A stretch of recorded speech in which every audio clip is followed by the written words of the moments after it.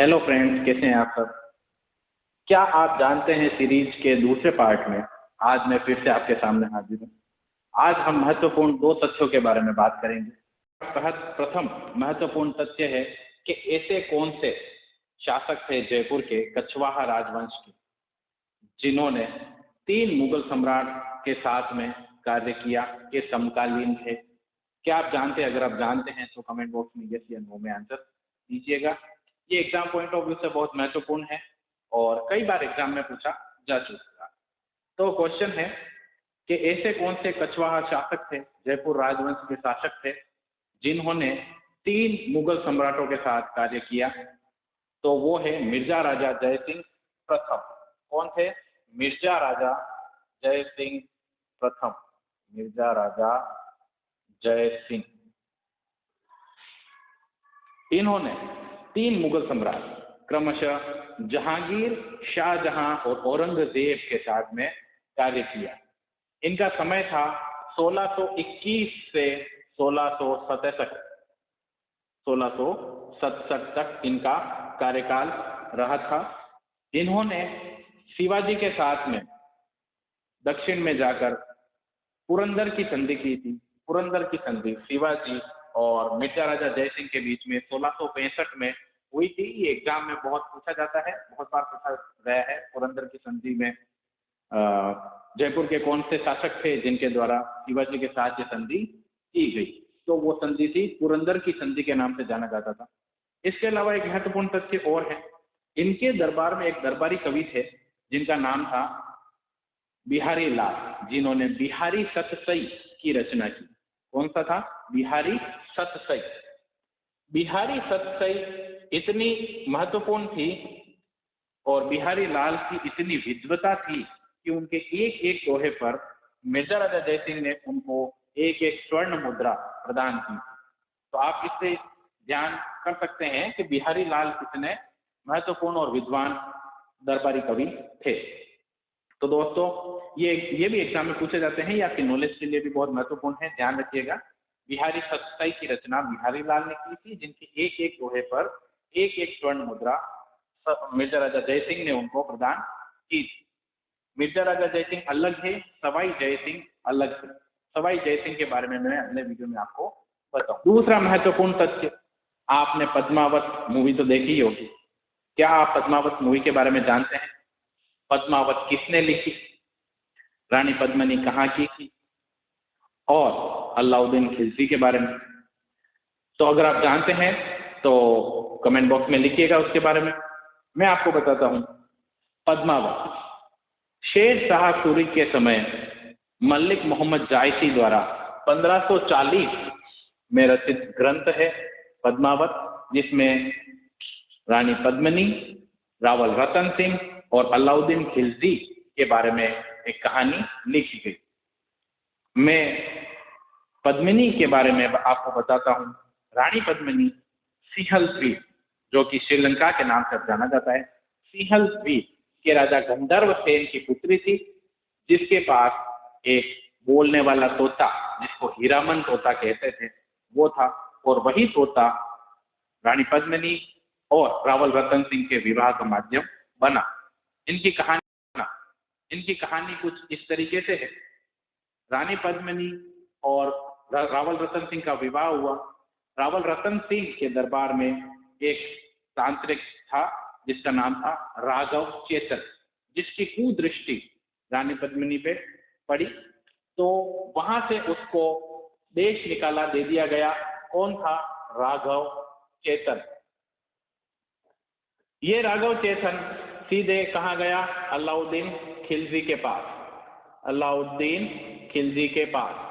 अलाउद्दीन खिलजी के पास जाकर उसने रानी पद्मिनी की अतिशय सुंदरता की व्याख्या की, वर्णन किया। तब अलाउद्दीन खिलजी को रानी पद्मिनी को प्राप्त करने की लालसा हुई और वहीं से अलाउद्दीन खिलजी ने रावल रतन सिंह के पास में प्रस्ताव भिजवाया और कहा कि वो केवल रानी का अक्ष देखना चाहते हैं। रानी का अक्ष देखना चाहते हैं, ये बात रावल रतन सिंह ने स्वीकार कर ली।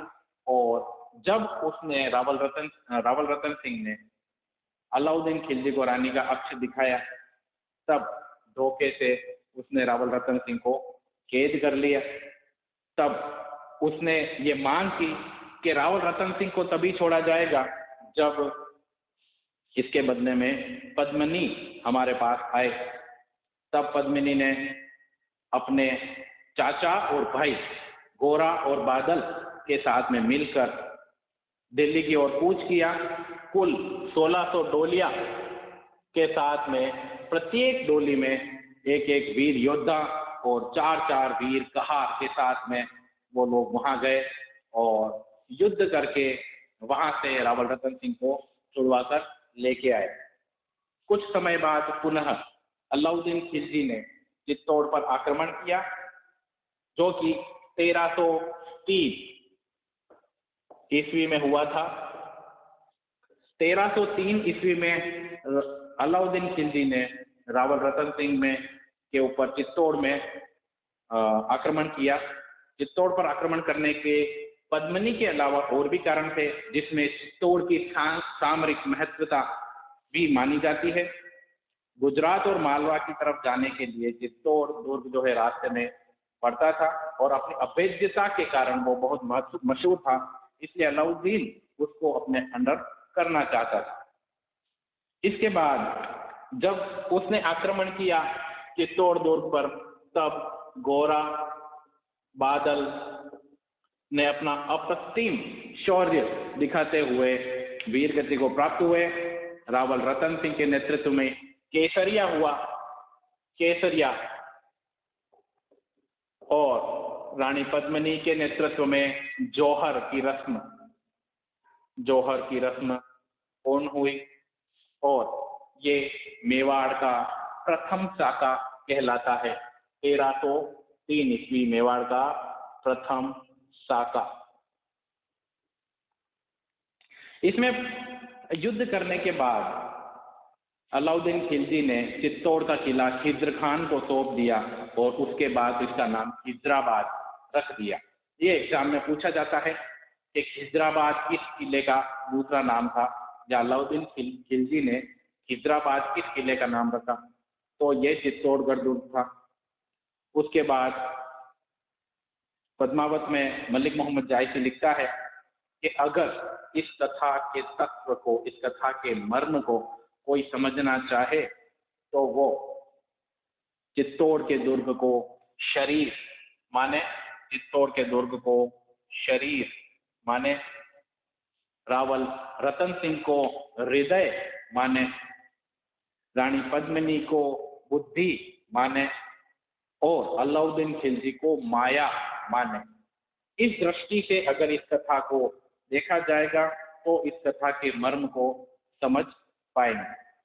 उसके बाद अलाउद्दीन खिलजी ने चित्तौड़ दुर्ग में कई मकबरे बनवाए और उसमें एक मकबरा चित्तौड़ की तलहटी में एक मकबरा बना हुआ है, जहाँ पे एक शिलालेख लिखा हुआ है और शिलालेख में ये लिखा गया है कि अलाउद्दीन खिलजी ईश्वर की छाया और दुनिया पर राज करने वाला शासक है। जब तक दुनिया में काया मौजूद रहेगी तब तक मनुष्य मात्र पर सिकंदर सानी यानी कि अलाउद्दीन खिलजी का राज्य बना रहेगा। ये उस शिलालेख में लिखा गया है। डॉक्टर दशरथ शर्मा इसकी ऐतिहासिकता की पुष्टि करते हैं। इसके अलावा सम्यकत्व कौमुदी नाम का एक ग्रंथ है, उसमें भी राघव चेतन को सुल्तान के द्वारा सम्मानित किया जाना लिखा हुआ है।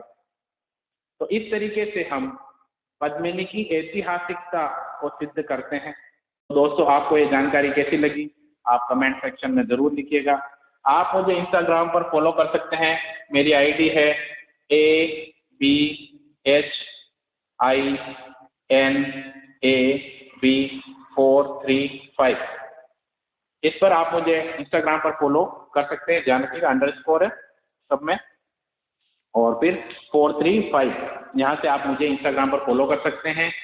अगर वीडियो पसंद आया हो तो लाइक कीजिएगा, शेयर कीजिएगा और सब्सक्राइब कीजिएगा। दोनों महत्वपूर्ण तथ्य मैंने आपको बताए। इसके अलावा और भी बहुत सारे महत्वपूर्ण तथ्य हैं जो कि एग्जाम पॉइंट ऑफ व्यू से मोस्ट इम्पोर्टेंट है और आपकी नॉलेज के हिसाब से भी बहुत ज़्यादा इम्पोर्टेंट है। तो आपको ये दोनों तथ्य कैसे लगे आप कमेंट बॉक्स में ज़रूर लिखिएगा। Thank you so much.